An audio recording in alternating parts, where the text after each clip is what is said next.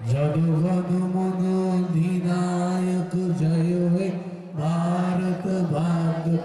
দেশীয় কৃষি মেলা আজকে ইটিনা পাড়িদার পঞ্চায়েতের অনেক নতুন নতুন নামের মানে পুরাতন নামের নাম যে বীজগুলো আছে, অনেক ধানের অনেক রকম প্রকার আছে। চাষের একটা প্রচলন করেছে, বিকল্প চাষ হচ্ছে এই যে সকল যে চাষ রাসায়নিক এবং এখানে যে পানিতর পল্লী উন্নয়ন সমিতির আয়োজনে যে আজকে এখানে কৃষি মেলার উদযাপন করেছেন, ভালো লাগে।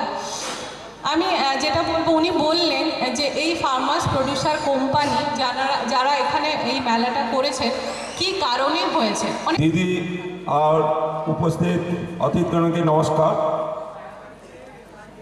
ভালো ভালো ম্যামের কথা আমিও শুনেছিলাম। অধিকারী সাপোর্ট ম্যাডামের ছিল, যার জন্য আজকে এই পর্যায়ে পৌঁছতে পেরেছি। আর মাথার উপরে তো ডিডিএম স্যারও আছেন, নেবার গোবরডাঙ্গা সেবা পপি আছে। আর প্রথম স্টেজ হচ্ছে ম্যাডামের হাত ধরে আমরা এগিয়েছি, আর ম্যাডামকেই আমরা প্রথমেই এই কৃতিত্বটা ম্যাডামের। আর আমাদের পানিদার পল্লী উন্নয়ন সমিতি এবং ইটেনা পানিদার ফার্মার্স প্রডিউসার কোম্পানি লিমিটেডের পক্ষ থেকে, এবং আরও ধন্যবাদ জানাই উপস্থিত যে সমস্ত ফার্মার্স প্রডিউসার কোম্পানির সদস্যরা এসছেন এবং অন্যান্য যারা দর্শক শ্রোতা স্কুল স্টুডেন্ট যারা এসছেন সকলকেই আমি ধন্যবাদ দিই। আজকের এই মেলার করার উদ্দেশ্য যে আমরা আমাদের সংস্থার পক্ষ থেকে প্রত্যেক মানুষকে এবং প্রত্যেক চাষিকে একটা ধারণা দিতে চাই যে আমরা কেমিক্যাল ব্যবহার চাষ করব না, অর্থাৎ রাসায়নিক চাষ করব না। সেই আয়টা তাদের দ্বিগুণেরও বেশি হয়েছে এবং আরও চমকে ওঠার মতন ঘটনা, আমি নিজেও চাষি ছিলাম।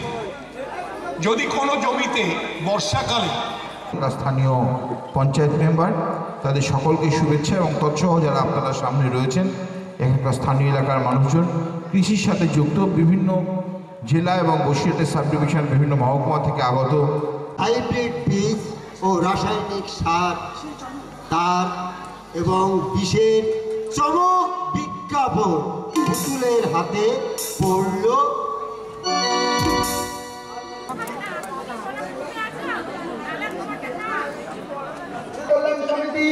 তাদের সেই ঘাস দিয়ে নাটকগুলো ওনারা করেন।